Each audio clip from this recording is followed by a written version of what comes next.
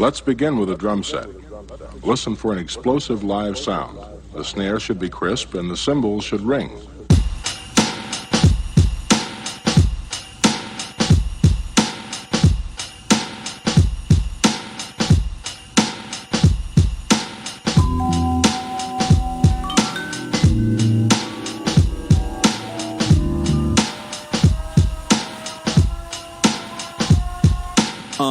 I admire you when my living has a limit of desire to keep it going. I'm just knowing that my time with you makes a difference. I'm a feeling when I vibe with you. They can't divide us two. We got a bond like 007, right? Even on Devil's Night, you show me what the heavens like. Go ahead and spread your light, though I can barely see. I know you're there with me, my personal therapy. Some days I wish I was more like you. Your certainty, your attitude. Keep doing what you're doing, I ain't mad at you. I'm just wishing that I had that too. Some days I wish I was more like you. Your certainty, your attitude.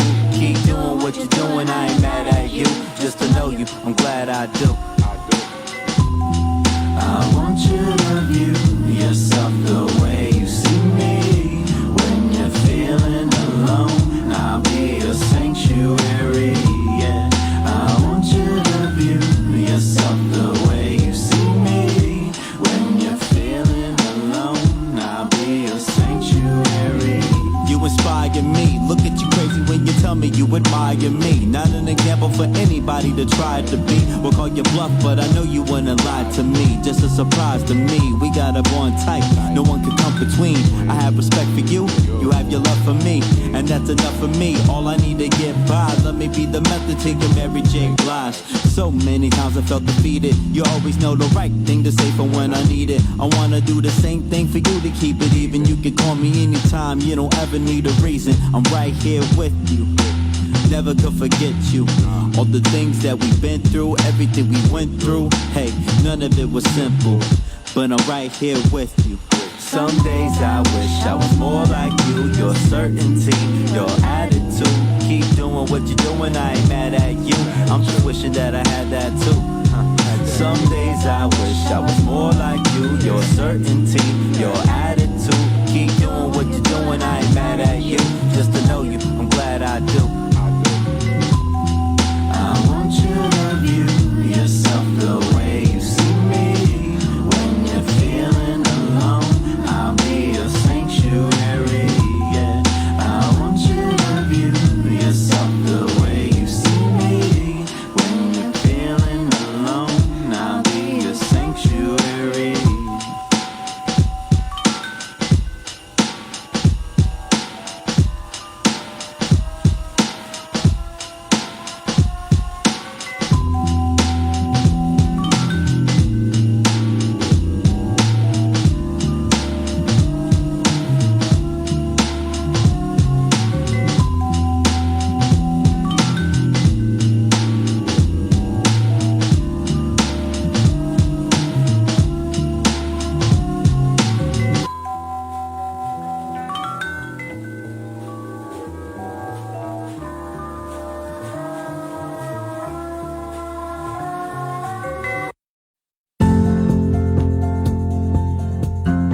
Rise and shine. Pour yourself a cup of coffee and tune in to Good Morning Aurora. News, weather, and really cool interviews.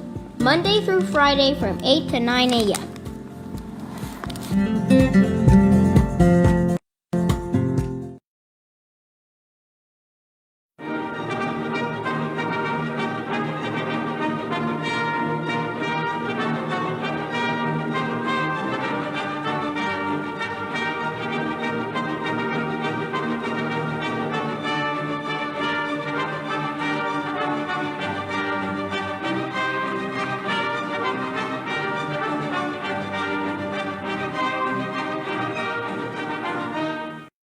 Good morning, Aurora. Good morning, Aurora. Good morning, Aurora. The time is 7:59 a.m. You are listening to and watching Good Morning, Aurora, the second largest city's first daily news podcast.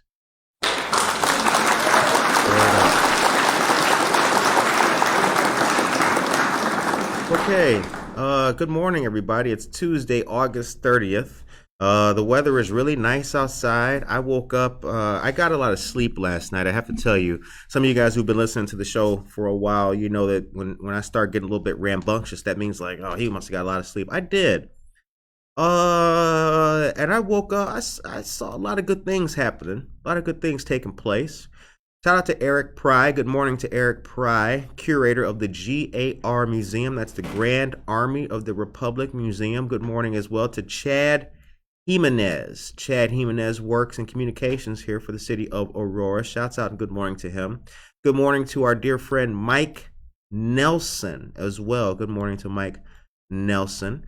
And I mean, there's so many city employees that we count among our friends. And we just found out that Monica lives in the 3rd Ward. So shout out to all the 3rd Ward residents.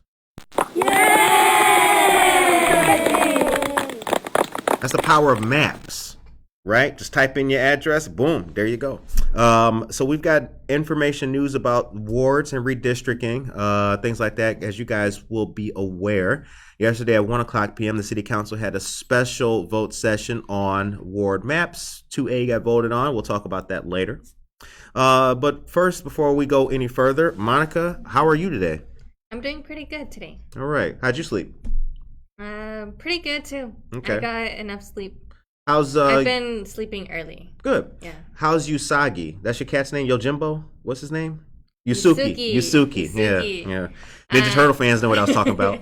Yusuki. No, he's doing pretty good. He likes going outside, and I've been letting him go outside because he returns. Like he comes back. Like I call his name out. Like probably like at 10 at night.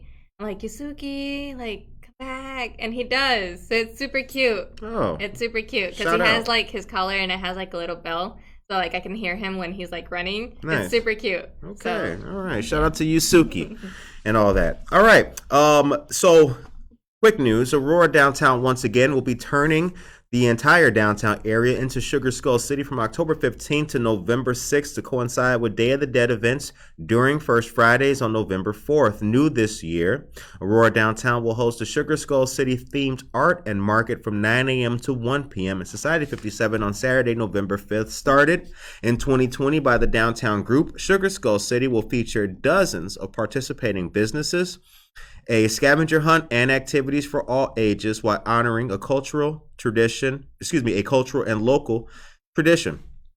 As part of Sugar Skull City, Aurora Downtown announced a call for art. Artists of all skill levels are invited to submit a 12 by 18-inch work depicting Pan de Muerto, a traditional Mexican sweetbread used to celebrate Day of the Dead. Full details can be found online at sugarskullcity.com. All right, love that. So it's going to be really good. Shout out to Marissa and the Downtown Aurora group. Participate by creating a 2D artwork of Pan de Muerto in the style and media of your choice. All skill levels are welcome. Once it's completed, the submitted works will be displayed in storefronts as part of Aurora Downtown Sugar Skull City events. So you'll be famous. Everybody out and about chilling will be able to see your work. Think about it. Right? They going in for a beer, but they just like getting, no, they're seeing your work. Oh, check that. Oh, what's that? Pan de Muerto. Who's the artist? Read at the bottom. So take part in it. Now, good morning, Michelle Gums. Good morning, A-Town. Upshine, Josue Pais, good morning to you. Aisha Saxon is here. Good morning, Aisha Saxon. And sugarskullcity.com is in the chat for you. The time is 8:03. It continues. So, and I want to highlight the media of your choice. So whatever it is, if you are a painter, if you rock with oil pastels, perhaps your medium is watercolors, get down. Everybody can participate. No watermarks, signatures, or identification added to the print, please. Now, after you create your picture of Pan de Muerto, you have to scan it or send it as a PDF to print. Once again, the size is 12 by 18. Once your artwork is completed, send a PDF to info@auroradowntown.org or drop the artwork off to Fastprint, Aurora Fastprint downtown, along with your name, title, city, and contact info no later than October 1st. You heard that? Can you scratch that, DJ? Can you do that for me? You did it with the spice too. Okay. October 1st. That's the day. No later than that. And drop off or email to be included. Originals can be picked up the week of October 17th, and they must be arranged with Aurora Fast Print. No late submissions are accepted. Notify them by email if originals are dropped off and or will be picked up. Okay, payment. Participants who have their print displayed in a storefront will receive a $25 gift card from a randomly drawn downtown Aurora business, one per household, and it does not apply to school groups or other organizations with multiple submissions. Okay. So shouts out to Aurora Downtown and Marissa. Looking forward to this. Monica, what do you think about that? How you feeling? Are you going to be around for any of those things? Yes, I was there last year. Okay. Yeah. That's right. It was pretty cool. Yeah. All right. So you guys, I hope that you can go out, take advantage of that benefit, and if you are an artist, get some Pan de Muerto drawn up so we can see your fantastic artwork in front of a store. The time is 8:05. All right. Now, you may have noticed in the headline, besides the ward map and redistricting, ending cash bail. Now I know what you're thinking. Wow, we're going to talk about ending cash bail at 8:05 in the morning? Yes, we are. And we're going to do that for two reasons. One, because it's important. But two, because, you know, what happens at the federal level does and can affect the state level. And over the years, especially the past decade, there have been many different initiatives to address different aspects of justice, especially within law enforcement, policing, ending the school to prison pipeline, etc. And when I was chilling, I saw this great article, and it's local, so I wanted to bring it to your attention because what it does is it shows the effect that the ending of cash bail is having. Now, I want to stress that even though cash bail is set to end in the state of Illinois fully next year, 2023, it's at a judge's discretion. So what does that mean? So for all the people like, oh, they end the cash bail. That means people who you don't even got to pay to get out of jail no more. You kill somebody, you commit murder, you can just get out of jail for free. That's not what it means at all. It means that a more full and comprehensive look is given to. Can you turn that bad boy on? I forgot to do that.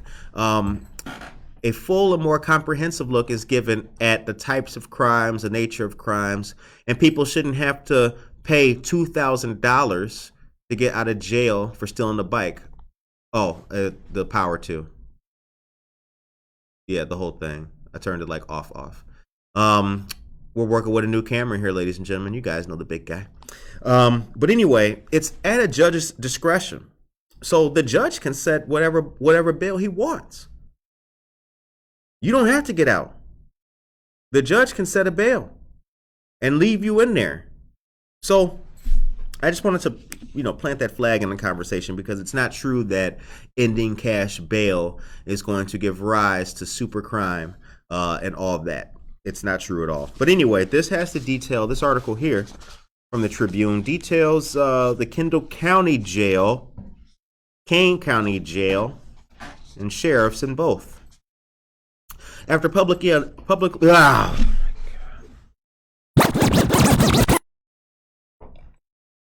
Sip it up. Oh, y'all, sip it up.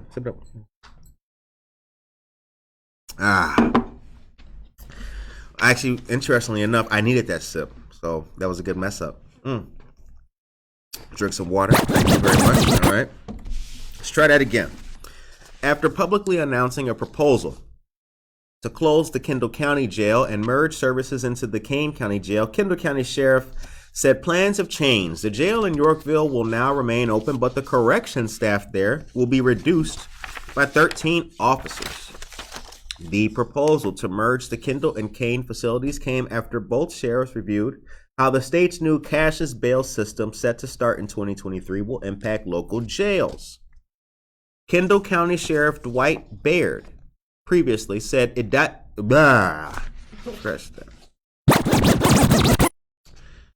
Yeah, why not? Sip one more sip, y'all. One more. Okay. We'll get through it. We'll do it. Kendall County Sheriff Dwight Baird previously said it did not make financial sense to continue running the jail in Yorkville because the new state law is expected to drastically reduce the number of inmates in jails across the state. Baird and Kane County Sheriff Ron Hain outlined the possible merger plans at the end of July. But about 2 weeks later, Baird said after evaluating further, he concluded it was not what was best for Kendall County. Kendall Sheriff's officials said they evaluated the proposal and its impact on staffing, inmates, and the logistics of transporting detainees to Kane County for both the sheriff's office and other local law enforcement agencies. All right. Now, that plan would have seen the Kane County Jail and the Kendall County Sheriff's Office being responsible for driving prisoners from the Kane Jail to the courthouse in Yorkville for appearances. Now, the plan in Kendall is that the jail will remain open, but that operations in a portion of the facility will be closed. Of the 13 corrections officer positions that will be eliminated, 7 of the positions are currently unfilled. Rewind that, DJ. Bring that back so we can make sure that because we want to do it right. Right? We got to make sure that they get it. Okay? Let's do it again. Here we go.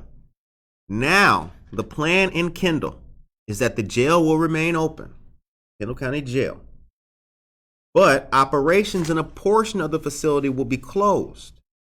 Of the 13 correction officer positions that are going to be eliminated, 7 of the positions are currently unfilled. So, that means that very few people are losing any job. Now, not only that, the positions that's the correction officer position being eliminated. That doesn't mean that the person's getting fired. Right? I mean, you were an intern. Now you're operations manager. You know what I'm saying? It doesn't mean that they're getting fired. So the whole thing that's interesting about it is that the misconception on the cash bail whole issue has been a hindrance. People don't understand it. And when people don't understand things, they get things wrong, and that causes a bigger problem. The article continues, quote, when factoring in other staffing considerations, including potential retirements and resignations, we are working to reduce the number of current staff that would be impacted by the potential elimination of positions as much as possible. So that's a quote from Kendall County Sheriff's Office spokesman Dan Bryers. So again, he says they're working with retirements and resignations. Anything could happen. So it could be that with the elimination of cash bail and these positions, nobody loses their job. It could happen that nobody actually loses their job, just the position changes. Kendall's jail has a capacity of 203 and currently averages around 130 to 140 inmates. But only 50 to 60 of those are actually from Kendall County. The rest are from other jurisdictions, particularly Cook County or federal prisoners. So they going somewhere else, or they got a case in Kendall County, and here they are. Mr. Baird, the Kendall County Sheriff, Dwight Baird, predicts the new cashless bail system will decrease the number of inmates by 30%. Meanwhile, Kane County's jail, which has a capacity of 640 inmates, is only about half full, and 2 of the jail cell blocks are currently not in operation. Kane County currently is housing Kendall County's female inmates after realizing there were not enough women to keep a female unit open at the Kendall jail. Let's read it again.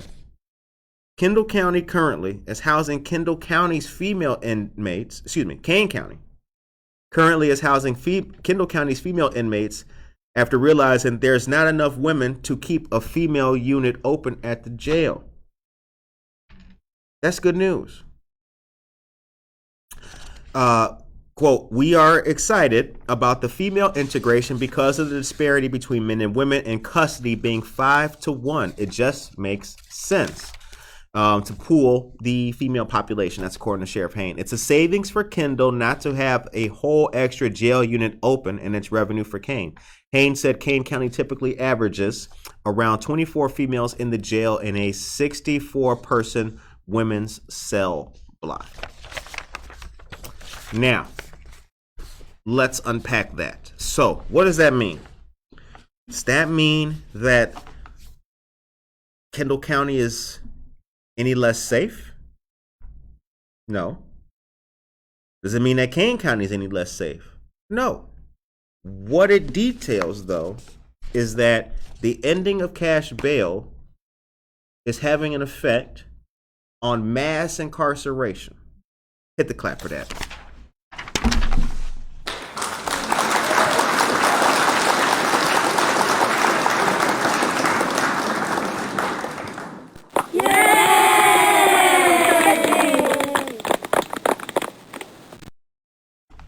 All right, you can take me to a commercial.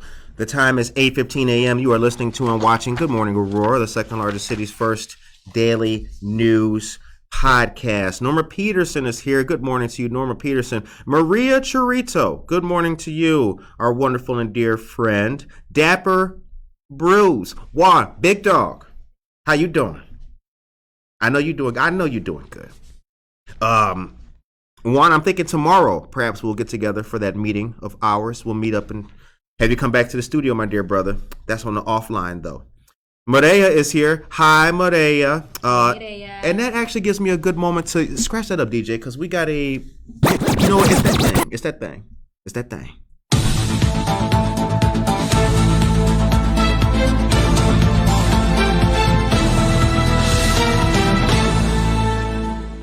You know, the interesting thing about like noise, there's some guy in the building behind us who's doing God knows what with some tool. But because it's so nice and quiet, we can hear it. But the mic's not picking it up, so that's a good thing. Okay, so the week of September 12th is a big week. You guys may have remembered that we asked you guys about Good Morning Aurora going to a Monday, Wednesday, Friday schedule, and Buenos Dias Aurora picking up a new day. So it'll be 2 days, Tuesday and Thursday. So the schedule will be Good Morning Aurora Monday, Buenos Dias Aurora Tuesday, Good Morning Aurora Wednesday, Buenos Dias Aurora Thursday, and Good Morning Aurora coming back and ending your week Friday mornings. Well, we are going to do that the week of September 12th. We have fantastic episodes coming up for you guys tomorrow and the week, the Wednesday after. After that, we will make that change and fill out the week with, yes. I know. Because that's what the people want. You told us that. Okay, where was I going? Michelle Gum said something that needs to be reiterated. Michelle says, I've had great success explaining why ending cash bail is a good thing. The fear that violent criminals are going to be let out of jail at a high rate after elimination of cash bail is being overstated. This already occurs today, depending on the accused's ability to obtain money. So the murderer can get out long before the shoplifter if they have access to money. Absolutely. See, the whole thing about the law, this is, and this, we talked about this, well, it's been like a couple of months now, but the whole thing is, it works, right? It just needs to, just a couple of things. It's just messed up in a few places. That's the whole thing. That's why discretion, the word of the day is not discretion, but discretion That's why these people are getting away with. See, that's what kills me about media. That's why this show is the way it is. Can't just tell you that ending cash bail is going to cause crime. No, there is a judge's discretion. If the judge gives you no bail, he can do that, where no amount of money will get you out. So it works just fine. The problem is it's worked too fine only on a few people, right? So you just gotta tweak and peek it, as they say in the Navy. You know, when you're folding your clothes, you got the one corner, tweak and peek. Just fix it like you're making your bed. You guys make your bed, don't you? Damn, mad quiet. No, nobody makes their bed. The time is 8:20 a.m. Okay. What do you guys want to talk about next? You want to talk about the wards? Y'all want to do that? I know you guys want to talk about wards, don't you? Yeah, we'll talk about the wards. Peter Aguilera, buongiorno, mi hermano. Right back at you, dear brother. Thank you very much for your stars. We appreciate it. Get to know our dear. So we've done local businesses on this show since the beginning of time, and the beginning of time for us was in a bathroom. One of the earliest businesses that we were telling you guys about is Aurora Electric, bringing service to light. Give them a call at 630-892-6522 for all of your electrical contractor needs. And Monica, if you would be so kind to put the link to that fantastic business in the chat. Okay. So here's the thing, guys. Yesterday at 1 p.m., the city council voted on map 2A. So what does that mean? Well, that means the city of Aurora has a brand new ward map just like that. And it was a special vote. All aldermen were present and voted for it. And it made the headlines. So we will detail this this article here from the Tribune. Okay. It took a second attempt, but the Aurora City Council yesterday, and you can bring us back on. You got us on? Mm-hmm. Oh, we the on? comments are on your face, though. Oh, that's all right. That's all right. Comments on my face. Like this? Oh, Yeah. Crazy. It took a second attempt, but the Aurora City Council just yesterday adopted a brand new ward map that Mayor Irvin can sign. The map adopted last week by the council was unsigned by the mayor after it was discovered that a last-minute amendment shifting 900 voters from the 3rd Ward to the 9th Ward meant that the 3rd Ward did not have enough people to keep it within 10% of the population of other wards. It continues. That would have violated the one man, one vote goal in the Constitution. That meant that aldermen had to meet in a brief special session to first reconsider the original vote to adopt the map, then vote to amend it back to where it was, and finally adopt the newly amended map, which is to say the original map the Rules, Administration, and Procedures Committee has sent to the council almost 3 weeks ago. 2A. Aldermen made the adoption unanimously. Originally, the city council members made the last-minute amendment last week to take the 900 people in the Summerlin subdivision south of Ogden Avenue and in Kendall County out of Ward 3 and put it back into Ward 9. The subdivision had been in the 9th Ward, but the new 3rd Ward was expanded southward because according to the 2020 census, the ward had lost population. So population loss once again, right? Population loss was highest in the 2nd Ward, my ward, but also your ward, the 3rd Ward, experienced population. See, now that you know what ward it is, isn't the conversation even, right? Now it's like, right. The amendment also changed the 3rd Ward from having 42% voting age Latinos to having 43%. It slightly strengthened the ward's Latino voting strength. But that change was, in effect, taken back when it was discovered that taking those, listen, this is where it meets the road. Scratch that up. This is the meat. You had the potatoes. This is the meat. Pay attention. The amendment changed the third ward from having 42% voting age Latinos to having 43%. It slightly strengthened the ward's Latino voting strength, but that change was taken back when it was discovered that taking those 900 people out of the third ward made it small enough in overall population as to make it more than 10% smaller than other wards. The Summerlin division is now in the third ward. That means the third ward now has 42% Latino voting age population, meaning Latinos are a plurality, the largest single ethnic bloc in the ward. The new map, which was voted on last night, has two wards, the third and the fourth, in which Latinos are the largest single bloc, and a third ward, the second ward, in which there are more than 50% voting age Latinos, making it a majority in the ward. Monica, what do you think about that? You like how I did that, though? Right? See, that's how we do.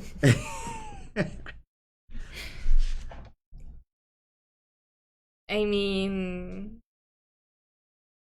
can you explain further? I'll keep going. City officials said, so this continues though. And we'll read the resolution that was adopted as well. City officials said that should more than satisfy the attempts to give Latinos representative districts mirroring their community. According to the resolution adopted, the redistricting plan will not have a discriminatory impact on the basis of any person's race, color, or membership in a protected language minority group. So there you have it. We have the ward map 2A. Here's the thing about it. And we would love to know what you guys think. Put that in the chat. The time is 8:26 before we go to the local news. Here's the thing. And I knew 2 weeks ago, I had a feeling 2 weeks ago that map 2A was going to be the one to be voted on. It's the only one that all the aldermen had input in and actually physically participated in helping to make and create. It just seems to me that to have all of this hubbub and consternation and all this gnashing of teeth to come back to the original map that was agreed upon by the parties, being the city council. I mean, what is that? Is that I mean, it just seems like not only redundancy, but it just seems to be like a lack of messaging, right? I mean, just to come back where we were in the beginning, I feel like all of that could have. I feel like with a little bit better explaining, perhaps, all of that could have been saved. You know what I mean? Yeah. And I don't think enough people really understand the law and the principle of having wards be equal no matter what. Mm-hmm. So, like in most discussions, you never, or most agreements, you never get what you want. It's not about what I want. It's about what we can do to make it equitable and move forward with it. But let us know what you guys think in the chat. The time is 8:28 a.m. Monica, if you'd be so kind, would you take us to the local news? Deliver us some headlines, and then we will come back. Let these people get some time to type. All right. Good morning, everyone. Here are your local headlines. Real news, real people, real stories, 100% Aurora. Don't forget to please subscribe to our YouTube channel to stay up to date on all of our content. There you can also watch all of our interviews and receive notifications when we go live. October 16th, Marie Wilkinson's is hosting their Fill the Bowls event at Gaslight Manor. This will be from 1 to 4 p.m. and will be a lot of fun. Raffles, a wine pool, live music, and great company. For more information or to purchase tickets, visit Marie Wilkinson's website. Senior meal distributions have returned. State Representatives Hernandez, Kifowit, and Wheeler have teamed up once again on specific Mondays through spring and summer. The upcoming dates are September 12th and 26th, October 3rd and 24th. Adults 60 years of age and older are eligible for 5 frozen meals. You are not eligible if currently enrolled in the Meals on Wheels program.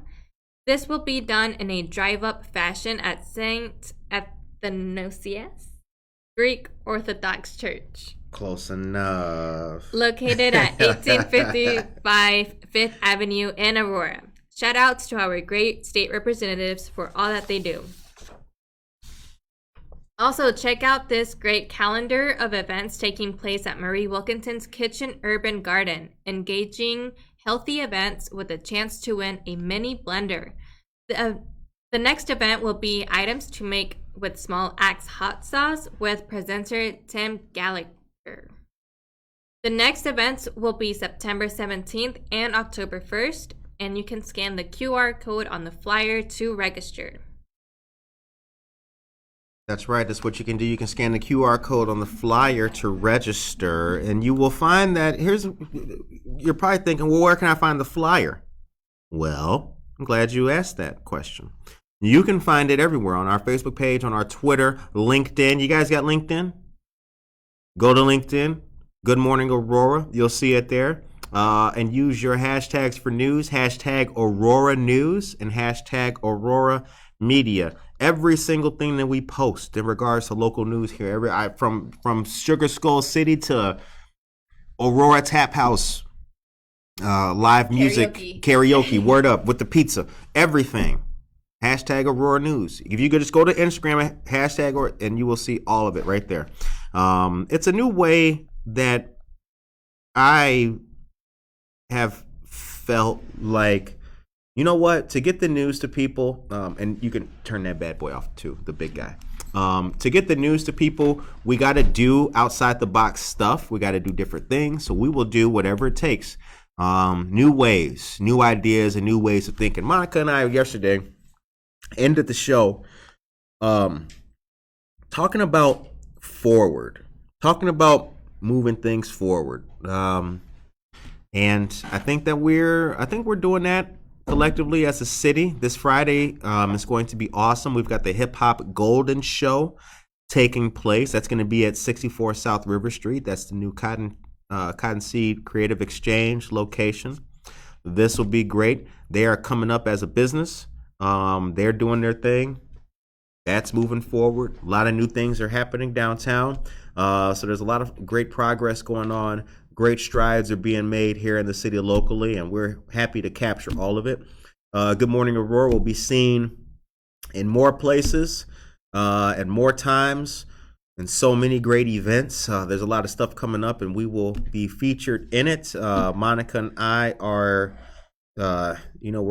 we're constantly on the lookout for things to do and talk about here in the city of Aurora.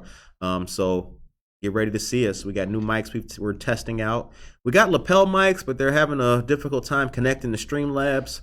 But when we get those lapel mics, then we'll be like Oprah and Stedman, out there on the scene.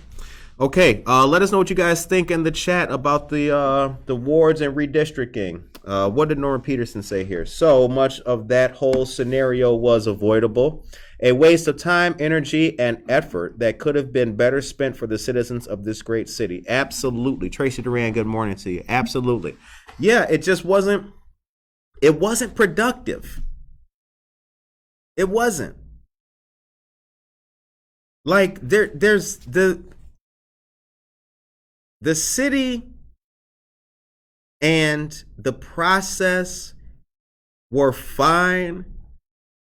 It was the lack of just communication in between. Like, for example, the announcement that the event was going to be at 1:00 was kind of late, but I do believe that overall, the process went. It's like making sausage. It wasn't going to be pretty, so the process went good. It could have been better, but just to come back and vote on 2A, I think we could have done, the messaging could have been done a lot better in retrospect. I am glad that we have a new map. So I think the focus now should be to work on the dismal representation that Aurora has produced in the census. Like, we need to make sure that we need to do whatever mountain we got to move, whatever genie lamp we got to rub to do better in the census. I think that's what the city should be focusing on, like, right now, to make sure that we don't get laughed off the world and have to explain where 17,000 people went. Right. But I want to continue with this article because it has more interesting information about the Census Bureau and specifically the numbers and years. It continues. The city's consultant in the redistricting has said consistently that according to the 2020 census figures, the city lost population in the predominantly Latino wards, and the new map reflected that. The city contested those results and has consistently called on a Census Bureau revision of those numbers. The Census Bureau said the city went from about 197,000 people in 2010 to about 180,000 in 2020, losing about 17,000 people. Moreover, the Census Bureau's own estimates, the 2020 American Community Survey, which the Bureau does each census year, predicted Aurora would have a population of more than 198,000. Aurora officials have consistently said there are no indications, things such as the number of empty houses or a significant loss of water customers, to support such a loss of people in those wards. Now, that's interesting to note, those two metrics, empty houses and a loss of water customers. Services. It continues. In adopting the resolution for the new map yesterday, aldermen also voted significantly. Also voted. Actually, I'm sorry. Let me scratch that, DJ. I'm reading the end of a sentence and the start of a new paragraph together. Let me start over. In particular, the resolution said the city council finds that difference between the actual census numbers and the American Community Survey, quote, suggests that the census results significantly undercounted the city's Latino residents, close quote, and that the numbers cannot be reconciled. That's just what we said last week. Undercounting. The resolution calls for the mayor and corporation council to undertake all efforts for a special census. When that is done, the corporation council will then take needed measures to have the city council do another redistricting. The earliest that is likely to be done is 2024. The time is 8:37, so in 2 years. What do you guys think? Let us know in the chat. And you could take us to a commercial too as I deliver a couple other pieces of local news that I have. A couple friends sent us out of nowhere. But please let us know what you guys think about that.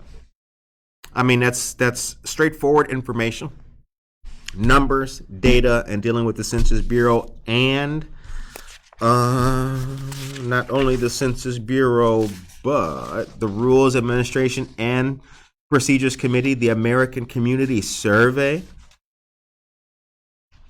Quite a number of stakeholders in regards to populations, the kind of people that one would believe we would be certainly listening to.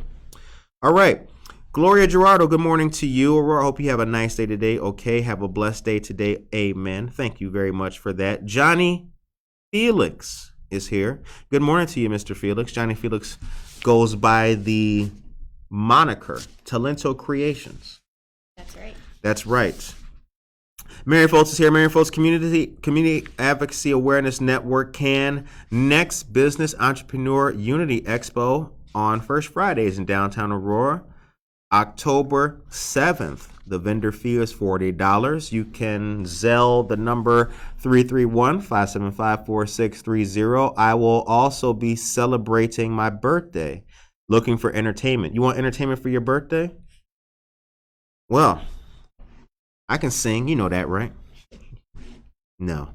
Tracy Duran, Mary Foltz, everybody, good to see you guys. Okay, Michael Rayford's here. Good morning, A-Town. Michael Rayford Media, How Money Works. Awesome, dear sir. Okay. Oh, I had to deliver this to you guys. Bear with me real quick. All right. Coming up, you guys, do not forget the Kids Expo. Did you tell me about that in the local news? I haven't. You haven't? Okay. The Kids Expo, September 10th, 10 a.m. to 1 p.m. Fire trucks, police cars, medevac, rain or shine, and a whole lot more. This is hosted by State Representative Stephanie Kiffelwit, Illinois House District 84. So be at Phillips Park Aquatic Center, north and south parking lots off of Howell Place, 828 Montgomery Road. For more information, call 630-585-1308. The number again is 630-585-1308. Let's keep going. New volunteer open house. Join the Aurora Area Interfaith Food Pantry on Monday, September 12th from noon to 1 p.m. for the first quarterly new volunteer open house. Learn what volunteering is like at the food pantry. Take a tour and enjoy some light refreshments. All attendees will be entered into a raffle drawing for a free meal prep basket. That sounds cool. Meal prep. Do you meal prep? I've tried, but no, it doesn't go well. Doesn't go well? Oh. At the meal prep, I eat a lot. So I eat what I prep. I'll eat like the whole day. So I'm never able to prep anything for a next day. Brother get hungry at night, I'm eating it. Now you don't have nothing. But anyway, I know that there's a health benefit to meal prep. So shout out to everybody who can successfully do that. All right. Today, ladies and gentlemen, is the Veterans Benefit Presentation. VA accredited claims agent Jerry Schmitt is presenting that, how to obtain VA pension benefits known as aid and attendance, where veterans can receive up to $29,172 per year. Surviving spouses of veterans learn how to pay for assisted living care, and how to use the VA pension benefit for your long-term care insurance.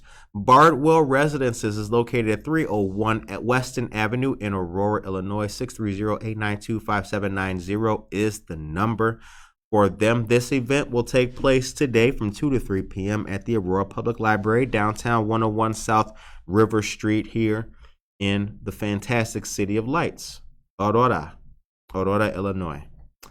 All right, and the last piece of news that I got for you before we get back to more of our discussion is, are you familiar with SCR, Central States Jobs for Progress Incorporated? Check it out. At Central States SCR, they open doors to success. You are eligible and qualify if you are between the age of 16 and 24 years old, authorized to work in the United States, out of school, in high school, or a graduate, or needing a GED certificate. They have many free programs that are available: intensive GED classes, work readiness workshops, career exploration, planning, occupational skills training, job placement referrals, college application assistance, supportive services, and PWE, paid work experience. For more information, you can contact Jose Zambrano at 630-486-3591. The number again is 630-486-3591. Okay, now here's where it gets real cool. They have orientation sessions Wednesdays at 10 a.m. 31 West Downer Place, Suite 208, Aurora, Illinois. That is the Aurora Business Center right across the street from Treadwell, and where we had elevated networking. Now you see that? Scratch it up. See that? Are you feeling it yet? In the same building. One floor, but come on. That's how close, ladies and gentlemen. That's how connected you are. It's like your circulatory system. from your toes to your nose, connected. The time is 8:44 a.m. All right, so Wednesdays, 10 a.m., 31 West Downer Place, Suite 208. Shouts out to SCR Central States Jobs for Progress Incorporated. Okay. So we told you about Sugar Skull City. Can you grab me the top page in our inbox? We got an inbox here of news, ladies and gentlemen, that you guys, man, let me tell you, we got it all. Yes, that's right. Yeah, we got it all. So we gave you the wards, we gave you the Kenton County Jail ending cash bail. I'm gonna give you a little bit of lighthearted news right now. I'm gonna tell you the movie Mondays are back. I'm gonna tell you what's coming up for your great Monday. All right, Monday the 5th of September. One of the greatest movies ever created will be debuting at Paramount Theater for $1. You know what movie that is? No, it's not The Man Who Shot Liberty Valance. No, it's not Cooley High. No, it's not Menace to Society. It's Back to the Future. Hit the clap for Back to the Future, please. Would you do that? Yeah.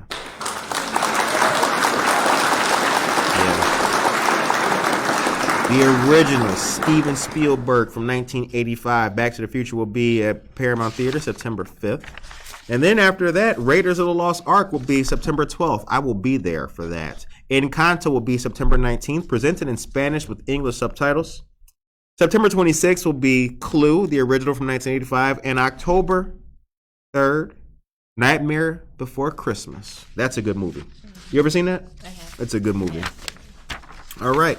So which one will you guys be going to? You can let us know that in the chat. The time is 8:46 a.m. All right. Our dear friend Matt Hansen is here. Matt Hansen is a man, ladies and gentlemen, that I adore and love. Not yet. Don't bring it on just yet, because I don't want people to see me leaning over. We only endure the remapping process once a decade. We aren't that familiar with it and do not have an often used playbook. But make sure we remember these conversations in 3 years. That's a fact. That is when the special census will occur and we find the 20,000 Aurora residents that were undercounted. Be better at counting, Aurora. Then we can be better at mapping for proper representation. Absolutely. No, that's a clap. No. Oh. Not that I didn't want to clap.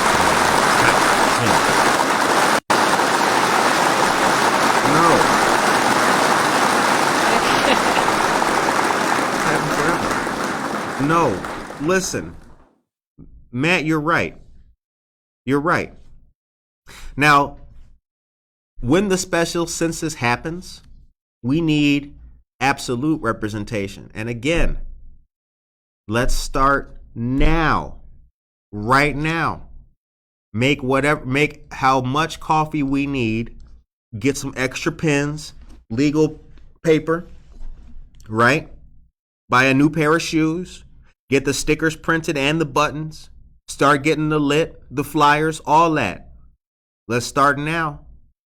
Because interestingly enough, what's so strange about it is, I live in the second ward. I moved into it. Let's start now, digging into this and finding out to make sure that we can properly represent all of our people here in the fantastic city of Aurora. Mary Fo says, Lee raised in my kids on meow prep. Oh.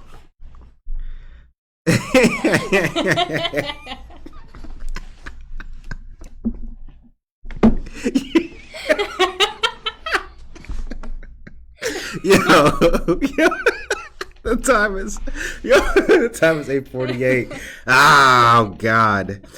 All right. We got it. Appreciate that. Good luck. So ladies and gentlemen, I love this job. Oh God. All right. We have 2 more pieces of news. We got 2 more pieces of news. All right, you can bring us on. Let's get serious now.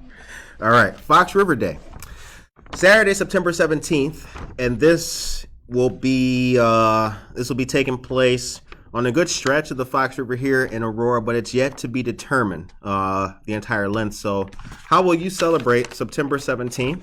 Can you zoom in and go a little bit closer? There we go. As you guys will recall, we had Gary Swick from Friends of the Fox River on the show. He's the president of the organization, FOTFR.org.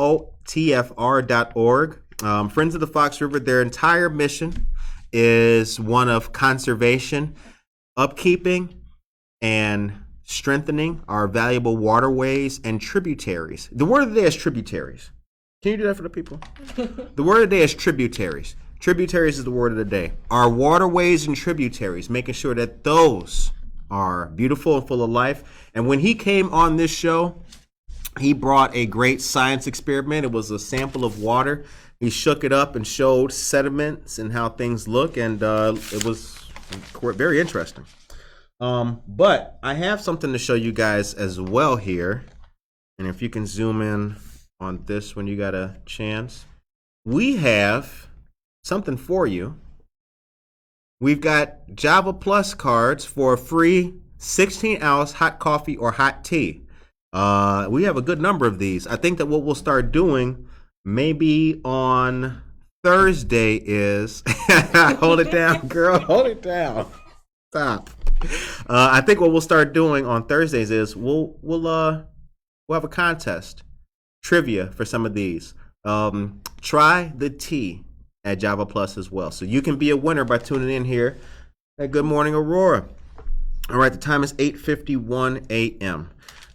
If you can, take me to a quick commercial. I'm going to detail, I have something here that qualifies as...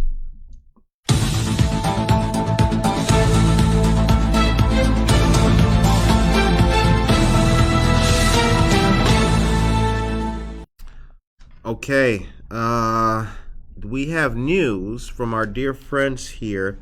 Well, actually, we got a lot of dear friends. The interesting thing about this job is that, man, let me tell you, you meet a lot of people doing this. Sometimes I meet the same people. I met them once upon a time in life, then I meet them again. Like, hey, remember me? I was the knife thrower at the Sandwich County Fair. Like, damn, I remember you. Like, what's up with the interview? But check this out. Aurora churches are teaming up for outdoor worship on September 4th. 2 churches are joining together for this offering to benefit the food pantry. 2 neighboring churches on Aurora's west side, New England Congregational Church and Our Savior Lutheran Church, will conclude a series of summer joint outdoor worship services on the 4th, Sunday. The all-ages service will be held at 10 a.m. on green space at New England's playground at the church, 406 West Galena Boulevard in Aurora. The community is welcome. Admission and parking are free. A free will offering will benefit Aurora Area Interfaith Food Pantry in Aurora.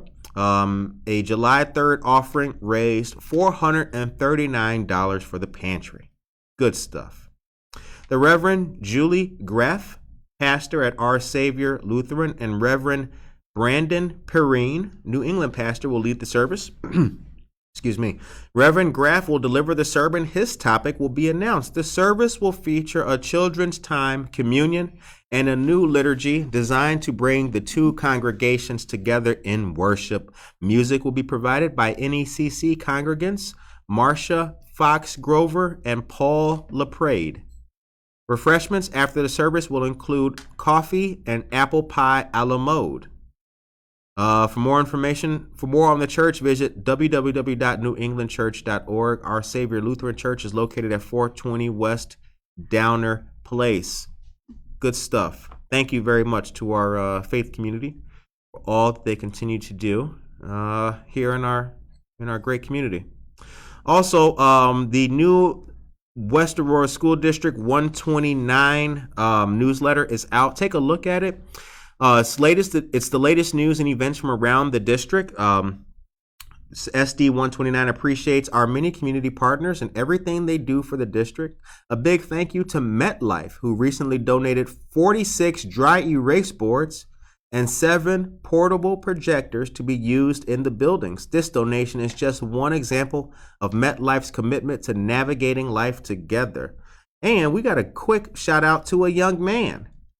Adrian, a kindergartner at McCleary Elementary School, was awarded a Nintendo Switch as part of the Back to the Books event. Each student who was given a backpack at that event was also entered into a drawing, and Aiden's name was selected at random. School District 129 will be raffling off one more Nintendo Switch during an upcoming Roots Aurora event, which will be this Friday, Water Street Mall and Mundy Park in downtown Aurora. Families are invited to visit the West Aurora School District 129 booth between 5 and 7 p.m. to register to win. Shouts out to Aiden. Good stuff. Okay. Last but not least, I got one more piece of news for you guys. Coming up Saturday, November 19th is the East and West Turkey Trot. That's returning. Get ready.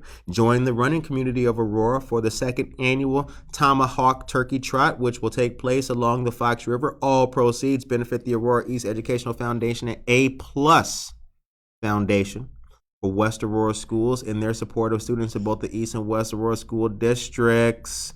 Registration is $35 for adults, $25 for students, and a $30 virtual option. Well, why would you want to do that virtually? No, you don't want that. You want to be outside. You want to smell the crisp autumn air. You want to hear the crunch of the leaves underneath your New Balance or your Adidas, whatever you like. Time is 8:55. Monica, did we forget anything? I think we got everything. Okay, we got everything. We got it all. Karina Suarez Darden. Good morning, my friends. Have a great day, everyone. Thank you very much. Monica put the link to New England Choir Church in there. Yeah, tributaries in there. I think we did. Got to get people better informed.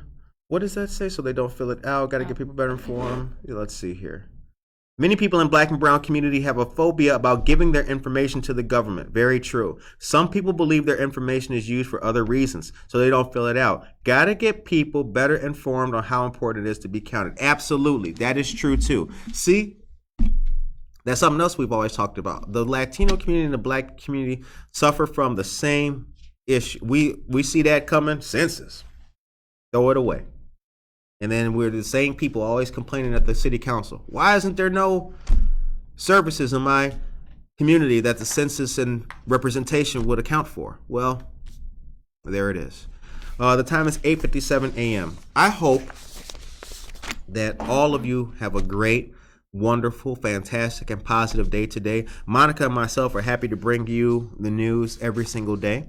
Get ready for Buenos Dias Aurora tomorrow. Maria is back from vacation. She will tell you a little bit about her trip and her airplane fiasco. But we've got a great interview for you tomorrow as well. Good Morning Aurora returns on Thursday. And don't forget that the week of the 12th, the new schedule starts Monday through Friday. Good Morning Aurora and Buenos Dias together. Buenos Dias with 2 days, Tuesday and Thursday. That's it. Take care of yourself and each other.